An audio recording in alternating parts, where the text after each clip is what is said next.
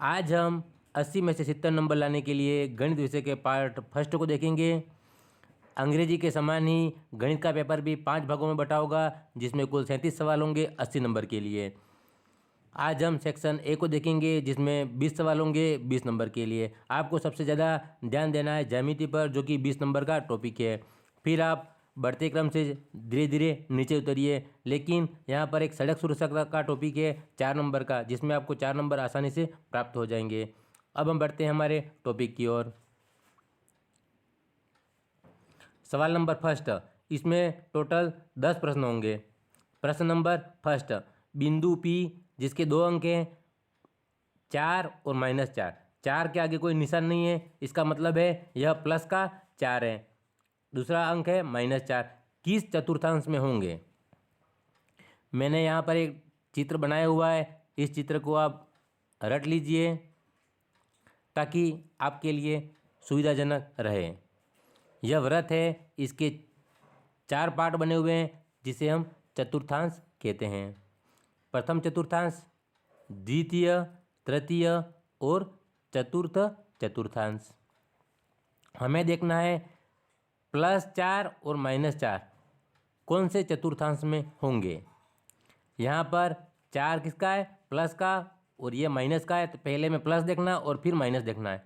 पहले प्लस और माइनस, यह चतुर्थ भाग में है, तो इसका उत्तर क्या हो जाएगा, चतुर्थ चतुर्थांश, डी सही उत्तर होगा। अन्य उदाहरण देखिए, जैसे कि प्लस के 2 और प्लस के 2, तो हमें क्या चाहिए, प्लस प्लस चाहिए। प्लस प्लस कहाँ है, प्रथम चतुर्थांश में। और देखिए -3 -4, माइनस माइनस चाहिए, माइनस माइनस, तो हमारा इसका उत्तर क्या हो गया, तृतीय चतुर्थांश। सवाल नंबर 2, बहुपद 2x² -8x + 6 में x बराबर 1 रखने पर, जहाँ पर x लिखा हुआ है उसकी जगह हमें क्या रखना है, 1 रखना है। जैसे कि मैंने यहाँ पीले कलर से हाईलाइट कर दिया है, x की जगह 1 रख दिया और स्क्वायर का स्क्वायर, -8 का 8, x की जगह 1 लिख दिया, बीच में कोई निशान नहीं, इसका मतलब निशान है गुणे का, प्लस 6 का 6, बराबर का बराबर उतारा, 2 का 2, 1 की घात 2 का मतलब है 1 और 1 2 बार लिखने और इनमें गुणा करना है, अर्थात 1 गुणित 1। तो 1 में 1 का गुणा करेंगे 1 ही आएगा, और 1 का 2 से गुणा करेंगे तो 2 ही आएगा। माइनस का माइनस, 8 × 1 8 ही रहेगा, प्लस 6 का 6। अब 2 के आगे कोई निशान नहीं है, इसका मतलब है यह प्लस का निशान है। तो प्लस के 2 और प्लस के 6 दोनों जुड़ जाएंगे, 8 हो जाएंगे, और 8 - 8 बराबर 0, शून्य हमारा उत्तर हो जाएगा, उत्तर डी। प्रश्न नंबर 3, यहाँ पर समांतर श्रेणी दी हुई है, जिसमें हमें प्रथम पद और सार्वंतर ज्ञात करना है। प्रथम पद बहुत इजी है, जो आगे का फर्स्ट पद होगा वो क्या होगा, प्रथम पद, जिसे इसका संकेतक क्या है, ए।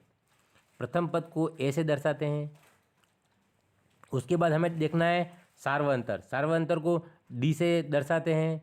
सार्वंतर ज्ञात करने का सूत्र क्या है, द्वितीय पद माइनस प्रथम पद।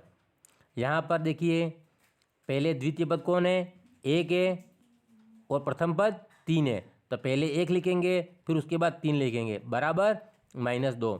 कैसे, प्लस माइनस माइनस होगा, और चिन्ह बड़ी संख्या के साथ वाला, बड़ी संख्या कौन है, 3 है, 3 के साथ माइनस है, तो माइनस लगा दिया। इस तरीके से हमारा यह उत्तर आ गया। आपको ध्यान रखना है कि 3 में से 1 नहीं घटाना है, आपको दूसरे पद में से पहला पद घटाना है, तो आपका सही उत्तर आएगा। नहीं तो आप 3 में से 1 घटा दोगे, 2 उत्तर आ जाएगा, आपका उत्तर गलत हो जाएगा। एक और एग्जाम्पल देखिए, 6, 9, 12 और 15। पहला पद तो 6 आ गया। अब हमें सार्वंतर निकालना है डी। डी बराबर द्वितीय पद माइनस प्रथम पद। द्वितीय पद 9 है, -6, 9 में से 6 गए तो 3, क्योंकि 9 प्लस का है और माइनस का 6, प्लस माइनस माइनस तो होगा, लेकिन चिन्ह बड़ी संख्या के साथ, बड़ी संख्या कौन है, 9 है, तो 9 के साथ प्लस का चिन्ह, इसलिए यहाँ पर प्लस के 3 उत्तर हो जाएगा। प्रश्न संख्या 4, एक पासे को फेंकने पर सम अंक आने की प्रायिकता होगी। पासे में 6 भाग होते हैं और प्रत्येक भाग पर बिंदु लगे होते हैं। 1 बिंदु, यहाँ पर 2 बिंदु, यहाँ पर 4 बिंदु, 3 बिंदु, 5 बिंदु और 6 बिंदु क्रम से होते हैं। तो जब भी पासे को फेंका जाता है या तो 1 आएगा या 2 आएगा या 3 आएगा, 4 आएगा, 5 आएगा, 6 आएगा, इसके अलावा कोई अंक नहीं आएगा। तो हमारे कुल परिणाम कितने हो गए? 6 परिणाम हो गए। अब सम अंक कौन कौन से आ सकते हैं? सम अंक उसे कहते हैं जिसमें 2 का पूरा पूरा भाग चला जाए और शेषफल कुछ भी नहीं बचे। जैसे कि 2, 4 और 6, ये क्या है? सम अंक कहलाते हैं। अब ये कितने अंक हैं? 2, 4 और 6, टोटल 3 अंक हैं। तो कुल परिणाम कितने हो गए हमारे पास? कुल परिणाम तो 6 और अनुकूल परिणाम जो कि हमें सवाल में चाहिए, तो वो अनुकूल परिणाम कितने हो गए? 3। तो प्रायिकता का सूत्र क्या है? अनुकूल परिणाम बटा कुल संभव परिणाम। तो अनुकूल परिणाम 3 और कुल संभव परिणाम 6। अब हमें क्या करना है? यहाँ पर ध्यान रखना है, 3 की टेबल से काटना है। 3 1 जा 3 और 3 2 जा 6। यहाँ पर देखो, ऊपर छोटा है और नीचे बड़ा है। तो जब भी ऊपर छोटा हो नीचे बड़ा हो तो उत्तर हमेशा बटे में आएगा, जैसे कि 1/2। अगर आपने ऐसा कर दिया 3 1 जा 3 और 3 2 जा 6, तो 2 उत्तर लिख दिया, ये उत्तर गलत हो जाएगा। क्योंकि अगर 6 ऊपर होता और 3 नीचे होता तो हमारा उत्तर 2 होता। अतः यहाँ पर जैसे कि आपने अगर 2 कर दिया, यहाँ पे 2 ऑप्शन भी है लेकिन वह गलत हो जाएगा। हमारा उत्तर क्या है? 1/2। और पाशे को आप देख लीजिए, उसमें 6 अंक होते हैं। अगर विषम अंक पूछे तो 1, 3 और 5 विषम अंक होंगे। हम इसे आसानी से ज्ञात कर सकते हैं। प्रश्न नंबर 5, यदि 5 7 9 x का समांतर माध्य 9 हो तो x का मान है। समांतर माध्य का सूत्र है राशियों का योग बटा राशियों की संख्या। हमें सिर्फ नकल करनी है, इसके अलावा कुछ भी नहीं करना है। राशियों का योग करना है अर्थात जोड़ करनी है। तो संख्या कौन कौन सी है? 5 7 9 और x, 4 दी हुई हमारे पास। तो हमने गिन ली 1 2 3 4, तो 4 संख्या है, तो हमने नीचे 4 लिख दिया। इस 5 7 9 को टोटल कर दिया तो कितने आ गए हमारे पास? 21 हो गए, प्लस x का x और 4 का 4। ये समांतर माध्य बट के नीचे 9 है। 9 हमें यहाँ सवाल में दिए हुए हैं। देखो समांतर माध्य कितना है? 9 हमें दिया हुआ है। 9 का 9 हो गया। 21 प्लस x, 4 इधर है और बराबर का चिन्ह लगा हुआ है। तो 4 का गुणा किससे करेंगे? 9 से करेंगे। कितने हो जाएंगे? 36। वज्र गुणा करेंगे क्योंकि बराबर के इधर भी संख्या है और बराबर के इधर भी संख्या है। तो 21 प्लस 4 का 4 बच गया और 4 का गुणा 9 से किया, 36 इधर आ गए।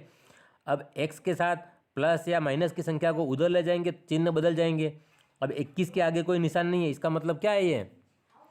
यह प्लस का चिन्ह है, इसको इधर ले जाएंगे, क्या हो जाएगा? माइनस का।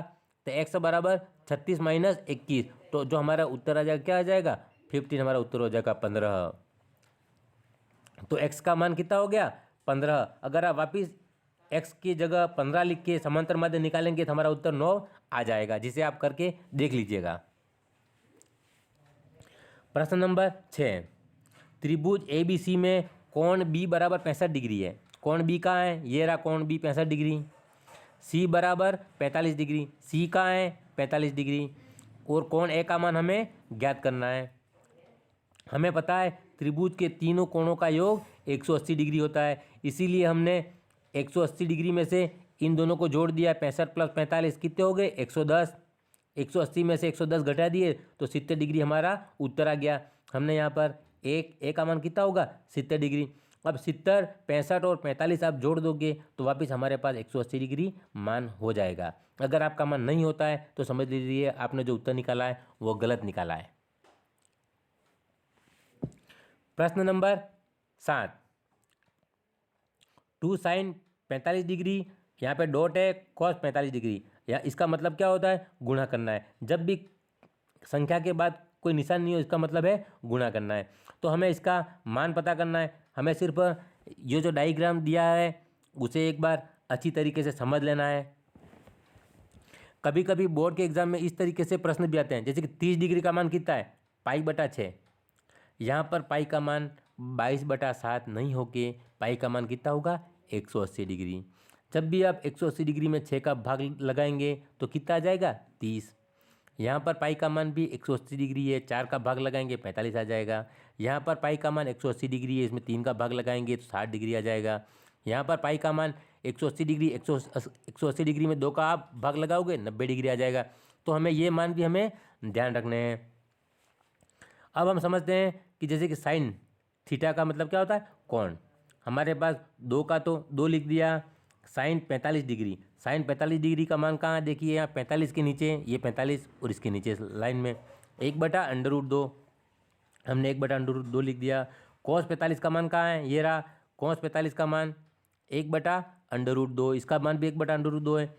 अब जब भी नीचे या ऊपर कहीं पर भी 2 अंडर रूट का गुणा करते हैं तो अंडर रूट के चिन्ह हट जाते हैं और दोनों में से एक को लिख देते हैं।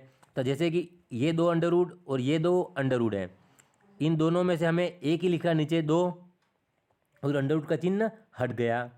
ऊपर 2 का 1 से गुणा करेंगे तो सिर्फ हमें 2 ही उत्तर प्राप्त होगा। अब 2 में 2 का भाग लगाएंगे तो एक बार जाएगा और हमारा मान क्या हो जाएगा, एक हमारा उत्तर हो जाएगा ग। आपको यह डायग्राम समझना बहुत ज़रूरी है, इसके बिना आप त्रिकोणमिति नहीं कर पाओगे। अतः इसे आसान तरीके से समझ लें।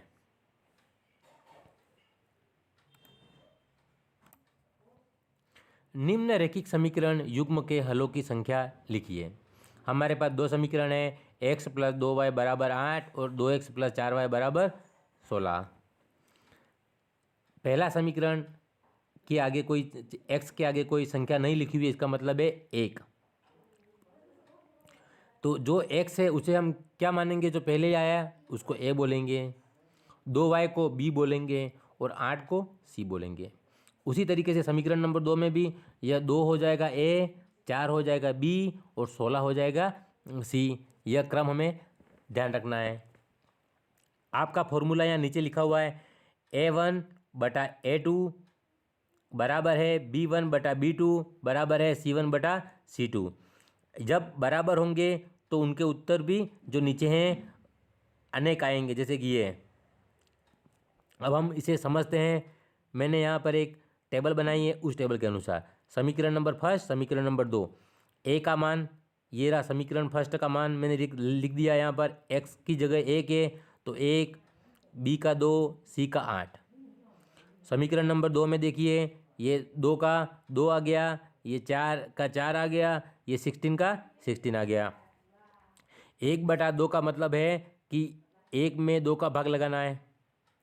1/2 इसको हम और हल नहीं कर सकते, यही हमारा लास्ट उत्तर होगा 1/2। बी को देखिए, बी को हम और अधिक छोटा कर सकते हैं, कैसे, जैसे कि 2 की टेबल से 2 × 1 = 2 और 2 × 2 = 4, 1/2। यहाँ पर ऐसा नहीं होगा कि 2 × 2 = 4 2 उत्तर आ गया, क्योंकि मैंने अभी आपको बताया था आगे, ऊपर छोटा हो नीचे बड़ा हो तो उत्तर बटे में आएगा। यहाँ पे भी 1/2 और यहाँ पे भी 8 × 1 = 8 और 8 × 2 = 16, यहाँ पर भी 1/2। जब 1/2 1/2 1/2 तीनों में ए बी और सी तीनों बराबर अगर उत्तर प्राप्त होते हैं तो हमें जितने भी हल मिलेंगे वो क्या मिलेंगे, अनेक हल मिलेंगे। अनेक हल को क्या कहते हैं, असीमित व अनंत हल भी कहते हैं, जैसे कि नीचे लिखा हुआ है। और जो हमें युग्म मिलेगा वो क्या होगा, संगत युग्म होगा, तथा उनमें जो रेखाएं होंगी वो क्या होंगी, समपाती होंगी, जिसे हम आगे एक और डायग्राम से भी देख लेते हैं। यहाँ पर एक और समीकरण दिया हुआ है, जैसे कि 2x + 3y = 13, 5x - 2y = 4। यहाँ पर भी उनका ABC लिख दिया गया है, जैसे कि 2 का 2, ये 3 का 3, ये 13 का 13, ये 5 का 5, -2 का -2, ये 4 का 4। अब इसे देखिए, 2/5 का और हम हल नहीं कर सकते, 3/-2 को भी और हल नहीं कर सकते और 13/4 को भी और हल हम नहीं कर सकते। और न तो A, B, C इनमें से कोई भी बराबर नहीं है। तीनों संख्याएं अलग अलग हैं, कोई बराबर नहीं है। जब बराबर नहीं हो तो A1/A2 बराबर नहीं है, B1/B2 बराबर नहीं है, C1/C2, जैसे कि बराबर नहीं है का निशान है। जब भी बराबर नहीं है का निशान होगा तो हमारे जो हल होंगे वो क्या होंगे, अद्वितीय हल होंगे, तथा जो रेखाएं होंगी वो क्या होंगी, प्रतिच्छेदी रेखाएं होंगी।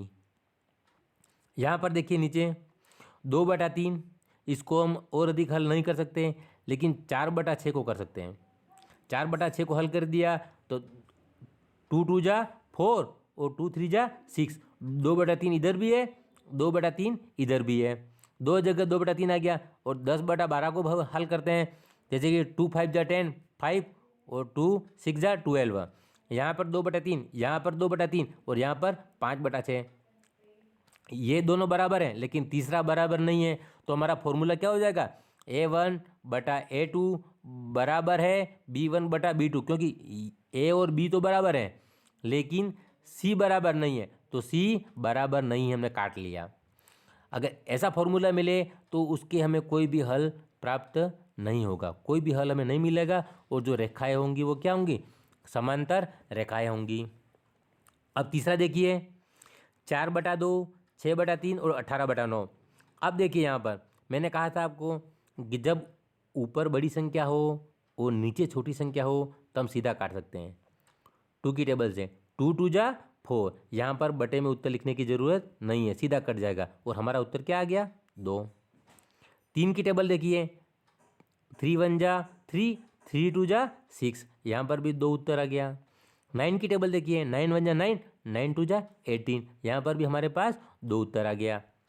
जब तीनों में बराबर उत्तर आ रहा है तो ए बराबर है बी के, बी बराबर है सी के। जब सब बराबर हैं तो हमारे पास क्या होंगे, अनेक हल होंगे तथा रेखाएं समपाती होंगी। जैसे कि हमने अभी आगे सवाल किया था, वहाँ पर हमें उत्तर मिला था अनेक हल, क्योंकि हमारे पास ए, बी और सी तीनों बराबर थे। प्रश्न नंबर 9, गोले का व्यास 42 सेंटीमीटर है तो गोले का आयतन होगा। अब देखिए, जो भी वृत्त हैं, घन, घनाभ, गोला, बेलन, शंकु, सभी में हमें व्यास से त्रिज्या निकालनी पड़ती है। तो हमें सबसे पहले ये दिमाग में बिठा लेना है कि हमें त्रिज्या की ज़रूरत रहेगी। अब व्यास का आधा कितना होता है, त्रिज्या, या तो अब आधा कर दीजिए, जैसे कि 42 का आधा 21, या फिर 2 का भाग लगा दीजिए तो भी आधा हो जाएगा। अब 42 में 2 का भाग लगा दिया तो हमारे पास कितना हो गया, 21 हमें क्या मिल गई, त्रिज्या। अब हम आयतन ज्ञात कर लेते हैं। गोले का आयतन का सूत्र है 4/3 πr3। यहाँ पर 4/3 लिख दिया, इंटू का इंटू कर दिया। पाई का मान कितना है, 22/7, लेकिन वहाँ त्रिकोणमिति में कितना था, 180 डिग्री, वहाँ अलग था। यहाँ पाई का मान 22/7 है, 22/7 ही आपको लिखना है। उसके बाद आर, त्रिज्या को कितनी बार लिखना है, 3 बार, 21 × 21 × 21, क्योंकि व्यास की आधी है तो हमें व्यास की ज़रूरत नहीं पड़ती है। अब हमें 7 की टेबल से 7×3 = 21, तो 3 आ गए, और 3 को हमने 3 से काट लिया, बचे क्या, 4 × 22 × 21 × 21, 4 × 22 × 21 × 21, 4 में 22 का गुणा करना है, जो भी उत्तर आएगा कितना आएगा, 88। 88 में फिर 21 से गुणा करना है, और फिर जो उत्तर आएगा उसमें फिर 21 से गुणा करना है, तो हमारे पास जो उत्तर आएगा वो कितना होगा, 38,808 घन सेमी। अब हमारे उत्तर देखिए, यहाँ पर 38,808 घन सेमी, ये हमारे पास उत्तर है, वह सही है, लेकिन यहाँ पर एक और है नीचे, 38,808 वर्ग सेमी। यहाँ पर आपको ध्यान रखना है कि जो भी आयतन होते हैं उनका उत्तर हमेशा घन में होगा, और जो क्षेत्रफल होंगे, जैसे कि वर्ग का क्षेत्रफल, वृत्त का क्षेत्रफल, घनाभ का क्षेत्रफल, वो सारे उत्तर वर्ग में होंगे, और सारे आयतन, घन, घनाभ, गोला, बेलन, शंकु, सबके क्या होंगे, घन में होंगे। तो यहाँ पर हमें कंफ्यूज नहीं होना है, उत्तर में हमें सावधानी रखनी है, नहीं तो एक थोड़ी सी सावधानी आपके 1 नंबर को काट लेगी। अतः हमारा जो उत्तर होगा वो घन में होगा, क्योंकि यह आयतन है। प्रश्न नंबर 10, चित्र को देखकर यातायात संकेत का सही विकल्प है। यहाँ पर ये बना हुआ है गोला, उसमें बीच एक रेड पट्टी निशान जारी, इस रेड का पट्टी का निशान है कि आपको आगे नहीं जाना है, आगे जाना निषेध है, मनाही है, यह किसी कार्य को करने के लिए ना कहता है। अब हमको इतना आपको समझ लेना है, जितने भी यातायात संकेत हैं उन सब में इस अगर ऐसी रेड कलर की पट्टी आ जाए उसका मतलब है मना है। अब कौन सा मना है, ये देखिए, केवल कार जा सकती है, गलत है, कार के टक्कर और ये भी गलत है, यहाँ पार्किंग मना, ये भी गलत है, यहाँ पर ओवरटेकिंग अर्थात ये ऐसा रोड है जहाँ पर तुम किसी गाड़ी को ओवरटेक नहीं कर सकते हो, गाड़ी को ओवरटेक करके आगे नहीं जा सकते हो। तो यहाँ पर जो संकेत है वह किसका है, ओवरटेकिंग नहीं करना है। तो आप इसे समझ लीजिएगा। यदि सवाल नंबर 2, जो सवाल नंबर फर्स्ट था उसमें टोटल 10 प्रश्न थे, अब हमारा स्टार्ट होता है सवाल नंबर 2। यहाँ पर आपके 3 से 4 जो सवाल आएंगे वह क्या होंगे, रिक्त स्थान वाले होंगे। तो यहाँ पर भी आपको सावधानी रखनी है। यदि दो त्रिभुजों में कोई संगत दो भुजाएं परस्पर समानुपाती हों तथा उनके मध्य के कोण बराबर हों तो त्रिभुज होंगे, त्रिभुज क्या होंगे, समरूप होंगे। कैसे होंगे आप देख लीजिए यहाँ पर। जैसे कि हमारे पास एक त्रिभुज है, इसमें एक भुजा 5 सेमी है और दूसरी भुजा 6 सेमी है और एक कोण 80 डिग्री का है। अगर ऐसा ऐसा एक त्रिभुज और है हमारे पास, उसमें भी 5 सेमी और 6 सेमी और 80 डिग्री है, तो दोनों का आकार एक ही है, तो उसे क्या कहते हैं, समरूप त्रिभुज कहेंगे। आपके पास ये इकाई ज्यामिति का टॉपिक है, बहुत ही इंपॉर्टेंट है, जो कि 20 नंबर का है, जिसे आप इसमें 3 प्रमेय हैं, ये देख लीजिएगा। ए का मतलब क्या होता है, एंगल, कोण। तो कोण कोण कोण, अगर तीनों कोण समरूप हैं तो समकोणिक त्रिभुज। एस अर्थात साइड साइड साइड, भुजा भुजा भुजा, अगर सब भुजाएं बराबर हैं तो त्रिभुज भी परस्पर समरूप होंगे। अगर दो भुजा, जैसे कि एक साइड और एक साइड, दो तो साइड और एक कोण बराबर हैं, तब भी त्रिभुज समरूप होंगे। जैसे कि हमारा ये वाला त्रिभुज हमें दिखाई दे रहा है, यहाँ पर दो भुजाएं हैं और एक कोण है। यह चित्र आप बिल्कुल दिमाग में उतार लीजिए, ये प्रमेय है, इम्पोर्टेंट है, इससे एक बड़ा सवाल भी अनिवार्य आएगा।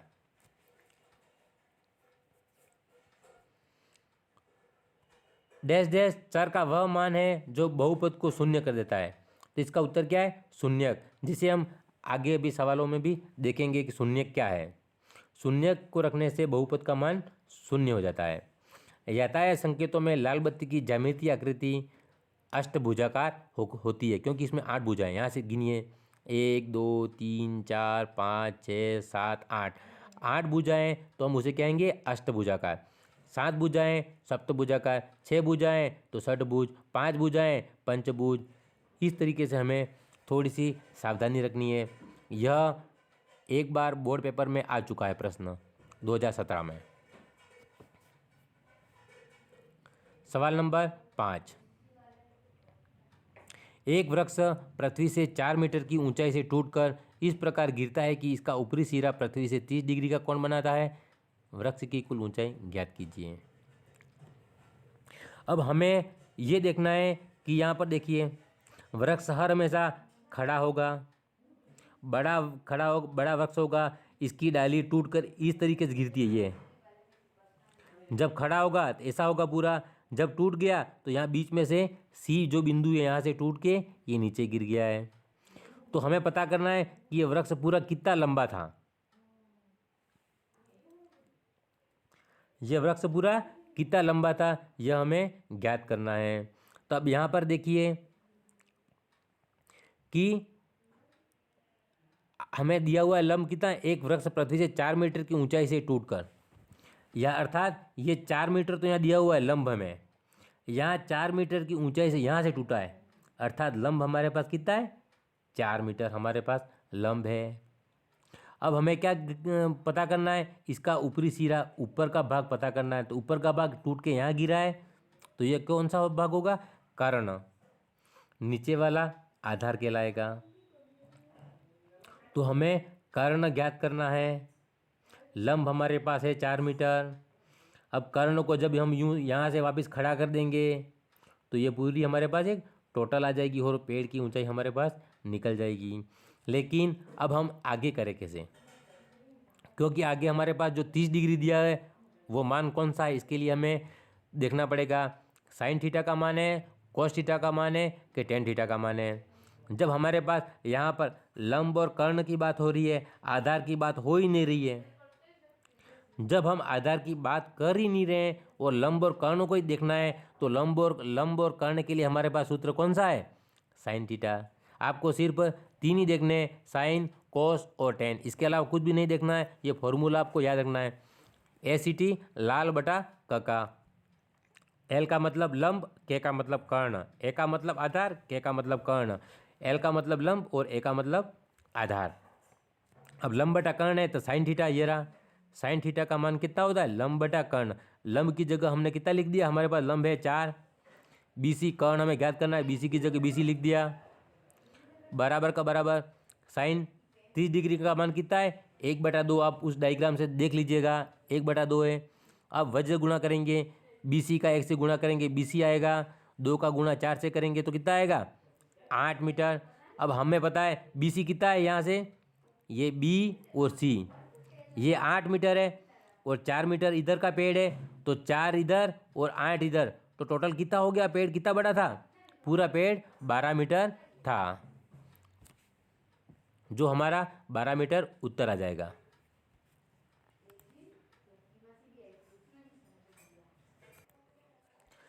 सवाल नंबर 6, एक वृत्त जिसका व्यास 14 सेमी है, उस वृत्त का क्षेत्रफल व परिधि ज्ञात करो। हमें पता है कि व्यास जब दिया होगा तो हमें त्रिज्या निकालनी पड़ेगी। यहाँ पर भी व्यास 14 सेमी है तो उसकी त्रिज्या कितनी होगी? 7, 14 का आधा, अगर हम 2 से भाग दे देंगे, 2 7 जा 14, 7 हमारे पास त्रिज्या आ जाएगी। वृत्त का क्षेत्रफल का सूत्र है πr²। ये जितने भी सूत्र हैं आप याद कर लेना, क्योंकि सेक्शन C में एक प्रश्न सूत्र का अवश्य आएगा। πr², पाई का मान कितना है? 22/7। आर की घात 2 का मतलब है 7 2 बार लिखना है, 7 × 7। 7 से 7 कट गया, 22 × 7 बचा, 22 × 7 बराबर 154 वर्ग सेमी। अब देखिए यहाँ पर क्षेत्रफल दिया हुआ है, क्षेत्रफल, तो क्षेत्रफल का उत्तर वर्ग में आएगा और आयतन का उत्तर घन में आएगा। यहाँ वृत्त की परिधि है 2πr, उसका सूत्र है 2 का 2, पाई का मान 22/7 × 7 का 7। 7 से 7 कट गया, फिर यहाँ हमारे पास क्या बचा? 22 × 2। यहाँ पर गलती हो गई है, यहाँ पर सिर्फ 2 है 4 की जगह पे, ठीक है। यहाँ पर 22 × 2 है, 22 × 2 करेंगे तो हमारे पास कितना आ जाएगा उत्तर? 44 सेमी। जो परिधि है उसका उत्तर वर्ग वगैरह में नहीं होता है, ये सीधा 44 सेमी होगा। यहाँ पे अशुद्धि है, यहाँ पर कितने हैं? 2, इसे आप ध्यान रखिएगा। अब हमारे पास 2-3 सवाल और हैं जिसे हम देखेंगे, लेकिन उसको देखने से पहले एक बार ये थोड़ा देख लीजिएगा। पूरा वृत्त है, वृत्त के अंदर ये जो सेंटर बिंदु है उसे क्या कहते हैं? केंद्रक। केंद्र से अगर जो चीज़ें निकलेंगी या तो वह त्रिज्या होगी या व्यास होगा। ये केंद्र है, उससे ये एक आधा निकला है, ये क्या है? त्रिज्या। अगर त्रिज्या को डबल कर दें तो क्या हो जाएगा? व्यास। ये जो जीवा है, जीवा केंद्र से नहीं निकलती है, ये सेंटर बिंदु है उससे नहीं निकली है, ये जीवा अलग से निकली है। और जीवा एक चाप भी बनाती है, देखिए यहाँ पर ये एक ये चाप बना रही है जीवा, एक ये त्रिज्यखंड भी है, ये वृत्त का एक वृत्तखंड भी कहलाएगा ये, ठीक है। और उस वृत्त के ऊपर ये एक स्पर्श रेखा है, स्पर्श रेखा है, देख लीजिएगा, और ये वृत्त की पूरी परिधि है। तो आप जब तक ये चित्र नहीं समझोगे तब तक आप किसी भी सवाल को नहीं कर पाओगे। मेरे कक्षा एक 10th का ऐप भी पब्लिश है जो कि निःशुल्क है, किसी तरह का कोई पैसा नहीं है। आप गूगल प्ले स्टोर से क्लास 10 टीना मेहता करके सर्च करेंगे प्ले स्टोर पे, तो आपको ये लोगो दिखाई देगा, आप मेरे ऐप को डाउनलोड कर सकते हो। वहाँ पर मैंने सारी विषय, पेपर, मॉडल पेपर और जो गणित के कठिन वीडियो हैं वो भी उसमें आपको मिल जाएंगे। तो आप मेरे ऐप को भी डाउनलोड कर सकते हो, आपको अंदर सारा मटेरियल उपलब्ध हो जाएगा, सभी विषय का सिलेबस, पाठ्यक्रम, मॉडल पेपर सब कुछ है उसमें। अब हम आगे बढ़ते हैं अपने सवाल नंबर 7 की ओर। समांतर श्रेणी 2, 7, 12 डैश डैश का 10वां पद ज्ञात कीजिए। अपन ने पहले सीख लिया है कि समांतर श्रेणी में पहला पद ए बराबर कितना होगा? 2, सीधा दिया हुआ है। डी सार्वंतर है, सार्वंतर द्वितीय पद माइनस प्रथम पद, तो 7 - 2 बराबर 5। ठीक है, n बराबर 10, हमें 10वां पद ज्ञात करना है n। फॉर्मूला क्या है पद ज्ञात करने का? a बराबर a प्लस कोष्टक n - 1 इंटू डी। हमें नकल करनी है, n की जगह 10 का 10 लिख दिया, बराबर का बराबर। ये 10 का कोई लेना देना नहीं है, इसे 10वां पद बता रहा है हमको, ये ज्ञात करना ही हूँ। बराबर का बराबर a 2 का 2, a की जगह 2 लिख दिया, प्लस n कितना है 10 - 1 इंटू 5। ए 10 का 10 ये आ गया, बराबर का बराबर 2, 10 में से 1 गया तो कितना रहा 9 बचा, इंटू 5 का 5। अब हमारे पास क्या आ गया, ये 2 आ गया, ये 10 - 1 9 आ गया, और इंटू 5 का 5। ये इसका कोई लेना देना नहीं है, ये तो सिर्फ हम ज्ञात कर रहे हैं कि हमारा 10वां पद हमें ज्ञात करना है, इसलिए इस 10 का कोई लेना देना नहीं है, इसे भूल जाइएगा। अब हम देखते हैं 2 + 9 इंटू 5। अब आपने अगर ऐसे कर दिया, 2 में 9 जोड़ दिए, कितने हो गए 11। 11 इंटू 5 कर दिया, 11 5 55। हमारा उत्तर कितना हो जाएगा 55, जो कि गलत है। हमें बोडोमास का जो रूल्स है उसको भी हमें फॉलो करना है, जैसे कि सबसे पहले भाग, फिर गुणा, फिर जोड़ और बाकी कर सकते हैं। तो सबसे पहले हम यहाँ पर क्या करेंगे, गुणे का चिन्ह है और प्लस का है, तो सबसे पहले गुणे को करेंगे। 9 की टेबल 5 बार या 5 की टेबल 9 बार बोलो, तब 5 9 जा 45, 45 + 2 47। तो हमारा उत्तर कितना हो जाएगा 47 हमारा उत्तर हो जाएगा। अगर आपने यहाँ पर भी गलती कर दी तो उत्तर आपका गलत आएगा और आपकी पूरी मेहनत बेकार जाएगी। यहाँ पर एक छोटी सी सावधानी आप रखिएगा। तो हमारा जो 10वां पद है 47 है। सवाल नंबर 8, द्विघात बहुपद 2x² - 8 + 6 के शून्यक ज्ञात कीजिए। शून्यक हमने अभी आगे देखा था, शून्यक किसे कहते हैं, जो कि मान को 0 कर दे, शून्य कर दे, उसे क्या कहते हैं शून्यक। अब हमें यह जो समीकरण है 2x² - 8x + 6 का हमें शून्यक ज्ञात करना है। अर्थात ऐसी कौन सी संख्या है जिनको रखने पे मान शून्य हो जाएगा। तो अब हमें देखने, सबसे पहले मैंने यहाँ पे हाईलाइट किया, वो देखिए यहाँ पर x नहीं है, 2x² है -8x है + 6 है। तो 2 का गुणा हमें किससे करना है 6 से। तो हमारे पास कितना हो जाएगा 12। कितना हो जाएगा 12। अब हमें ऐसे टुकड़े करने हैं कि जब जोड़ या बाकी करें तो 8 मिले और गुणा करें तो 12 मिले। हमें 8 के ऐसे 2 टुकड़े करने हैं। तो 8 के ऐसे 2 टुकड़े कौन से होंगे, और पहला चिन्ह देखिए माइनस का होना चाहिए। तो -6, एक तो हमारे पास आ गया 6 और -2, तो माइनस माइनस जोड़ेंगे क्या हो जाएगा माइनस माइनस प्लस हो जाएगा, चिन्ह बड़ी संख्या के साथ वाला, बड़ी संख्या माइनस की 6 तो 6 लग जाएगा। 6 और 2 8 हो गए, यहाँ पर बाकी नहीं होगी, 6 - 2 4 ऐसे नहीं होगा क्योंकि यहाँ पे माइनस है, यहाँ पर भी माइनस है, तो 2 माइनस माइनस प्लस हो जाएगा तो जुड़ जाएंगे 8 हो जाएगा।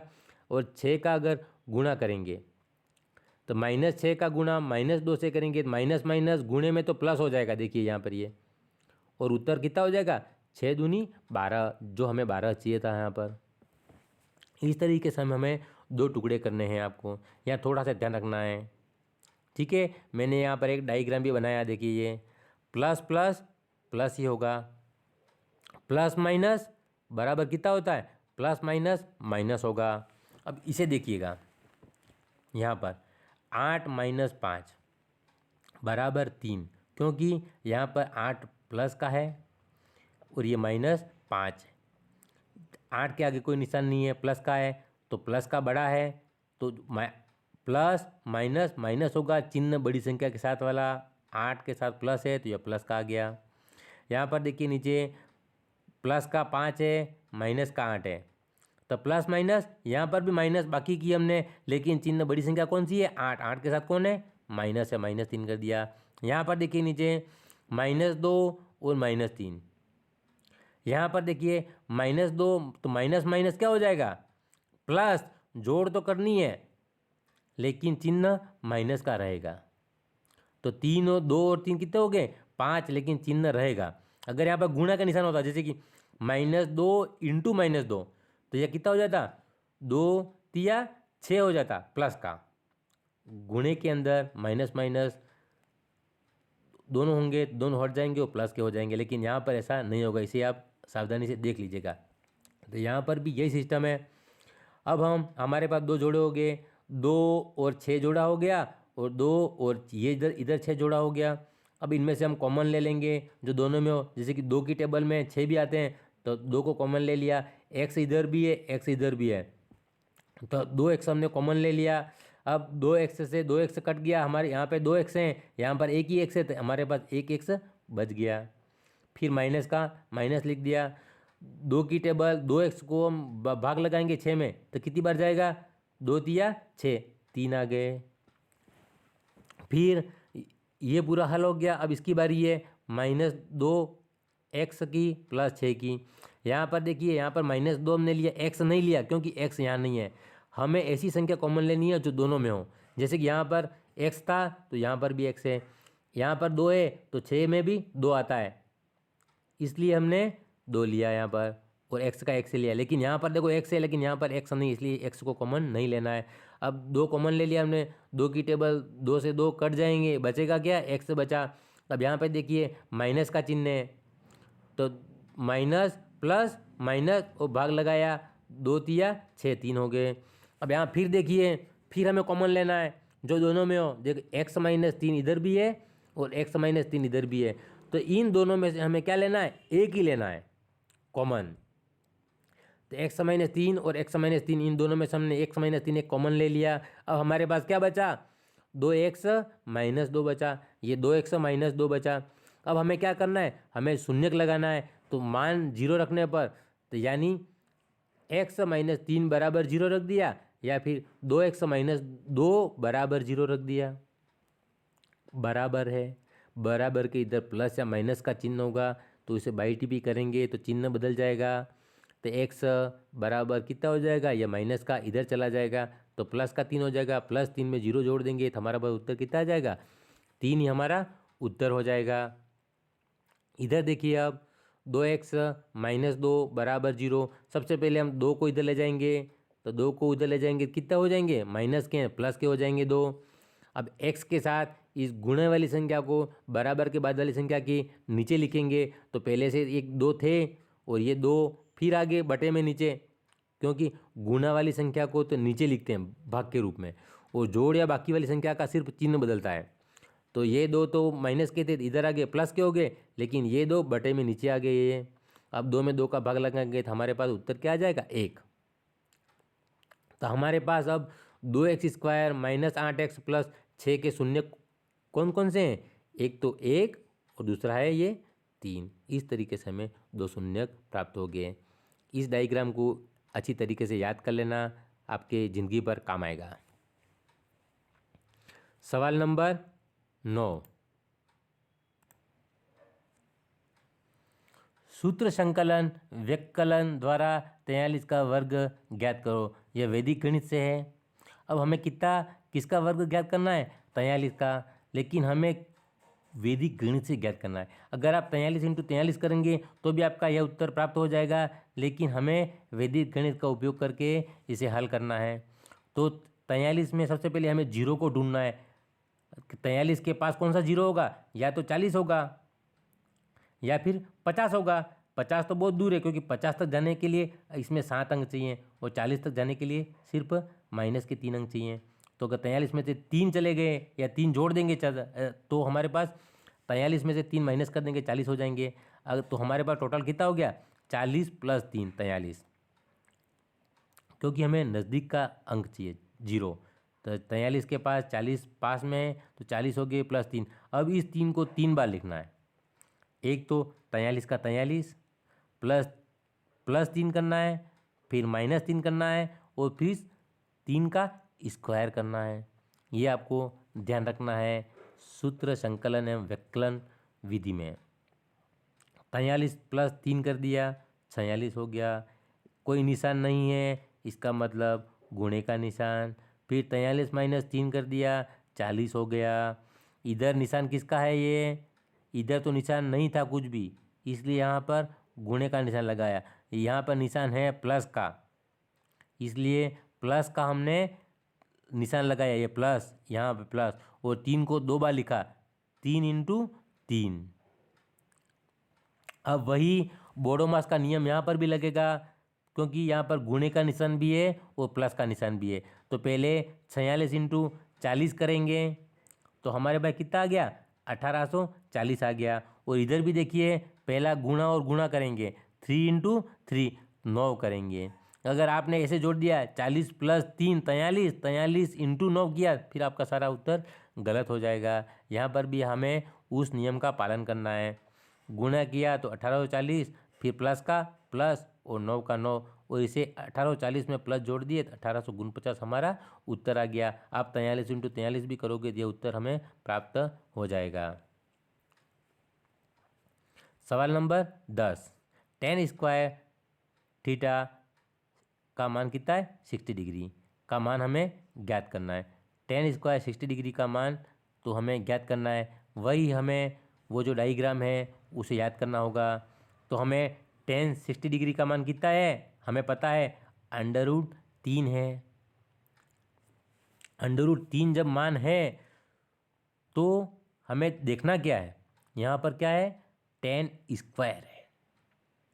और ये जो मान है tan 60 डिग्री, ये स्क्वायर का मान नहीं है, ये सिर्फ tan 60 डिग्री का मान है, तो इसका मान √3 लिख दिया। यहाँ पर स्क्वायर है तो इस मान को भी हमने स्क्वायर कर दिया। तो स्क्वायर का मतलब होता है किसी संख्या को 2 बार लिखना है, √3 इंटू √3। मैंने अभी आपको पहले भी बताया था, वहाँ पे √2 था, तो इन दोनों में से एक ले लेना है और अंडर हट जाएगा। यहाँ पर भी ऐसे ही करना है, √3 ये दोनों हैं, तो इन दोनों में से अंडर हट जाएगा और इन दोनों में से एक हमें ले लेना है, यह हमारा उत्तर हो जाएगा। इस तरीके से आज हमने सेक्शन ए के कुल 20 सवालों को देख लिया है। मेरे अगले 2 वीडियो जल्दी आ जाएंगे, जिसे आप सावधानी से देखिएगा, और मेरी शुभकामनाएं आपके साथ हैं। धन्यवाद।